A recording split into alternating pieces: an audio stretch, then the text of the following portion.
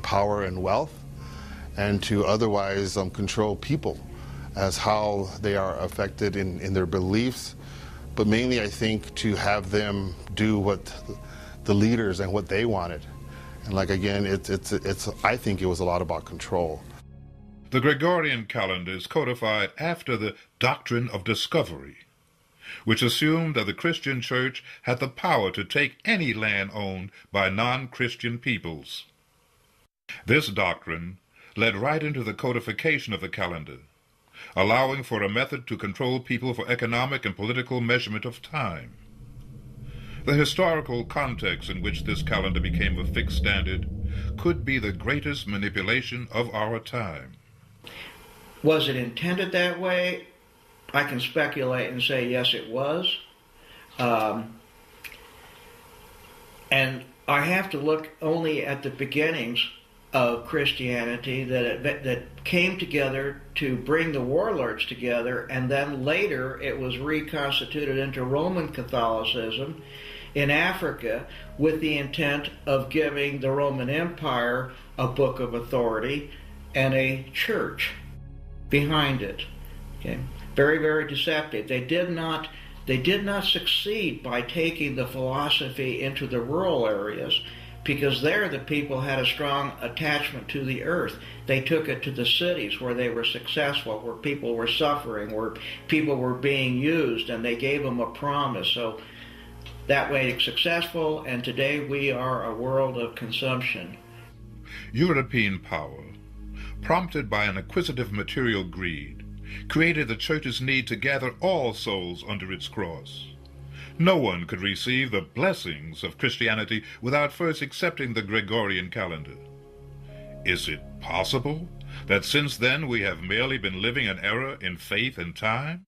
You know, we don't think about it, but we're using a calendar, the Gregorian calendar, that constantly tells us that life is not going anywhere. We're just on this ongoing revolutions year after year after year. And so it tells us a worldview where life has no purpose, and creation has no purpose, evolution has no purpose. It's just about this endless repeated cycle of the earth around the sun. But the thing is, what the Gregorian calendar and the 1260 frequency can create in our minds, or even in our biological cycles? Well, because we're living in a world that is rushing all the time, people is getting stressed because they don't have not even time for their own families, and that is what we think that is wrong about the 1260. The ancient people, they were living in a natural cycles, not being aware about, oh, I need to be in this specific place at this time, because they were following natural cycles. But us, our society, our world right now, everybody is following this unnatural timing frequency, what we call the 1260. And that's the key to understand the Mayan code. The Mayan code means to understand what is time. That is the key. We may think that the Gregorian calendar is simply a logical way to divide our time, and that the mechanical clock allows humans to gather promptly at an appointed hour. But have we ever asked ourselves if these ideas negatively affected the way we live our lives? Do you think this Gregorian calendar affects the human psyche? I think by osmosis it certainly has, for the reason I'm telling you. We use the calendar today to figure out when to pay our bills, whose birthday it is, to buy something, when to go get groceries, when our bills are due. That's not what the calendar was meant for. We should go deeper when we look at these things. We should realize that a calendar is not that arbitrary a choice as we might say. It is something that we take it for granted, and it really very profoundly influences our worldview, what we think life is about. All authority granted to the Gregorian calendar is actually an allegiance to the late Christian artificial time. The authority of this artificial time is held by the Vatican, and the Vatican is given full political protection by the major Western powers. In Europe itself, the Gregorian calendar succeeded at the precise moment when the final mechanization of time was being achieved. By the 1600s, the 12-month year and the 60-minute hour had become the standard of time. And this was a final codification of the third dimensional timing frequency of the 1260 of the Old World. Needless to say, the authority and impact of this artificial timing frequency was never questioned. In the year 1989, I made a visit with my husband to Geneva, Switzerland, and we were in the Museum of Time in Geneva when we had a very profound realization. We had been living the Mayan sacred count of days, the 260-day cycle, since 1981. We had been studying the principles of Mayan time science.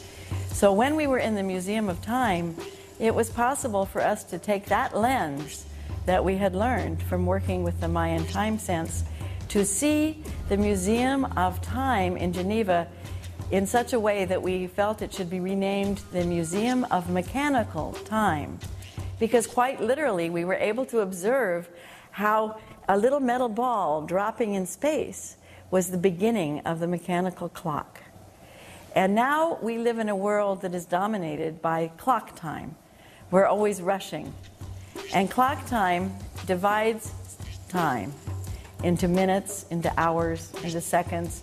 And now we have cesium clocks. We have timing getting more and more precise down to micro, nanoseconds, when in reality, time is a very subjective thing.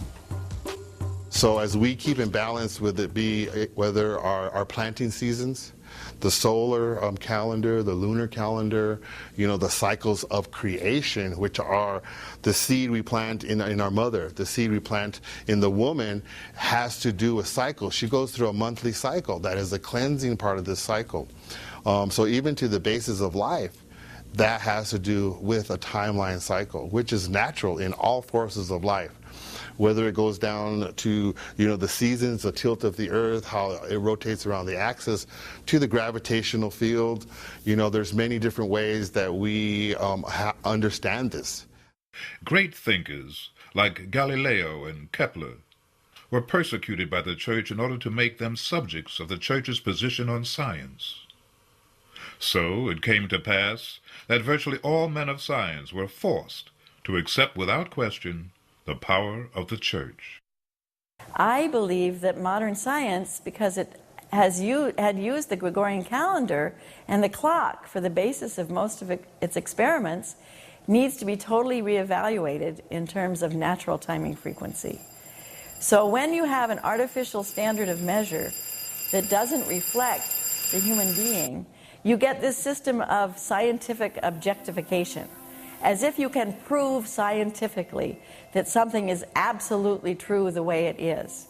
This is a very extreme point of view, and in fact, through human life and through the mystery of life, we come to understand that there is so much that we cannot know, but that doesn't mean that it doesn't exist. In other words, we cannot know everything, and there is humor when you think about science trying to prove an objective reality, when in fact every scientist lives by his or her subjective reality. To really work on this, first we have to work on our integrity, know who we are as human, as spiritual, as mental human beings, as emotional, as astral travelers. Once we are into this multidimensionality, our concept between the good and evil and the polarities change into unity with the divine and into this consciousness. And only with this consciousness we will be able to access not only those portals, but also that wisdom, that knowledge that goes beyond anything we have ever dreamt of. But we are here to retrieve. Since its conception, the Gregorian calendar became the only way to think about time. We must contemplate what the effects are of living in this unawareness.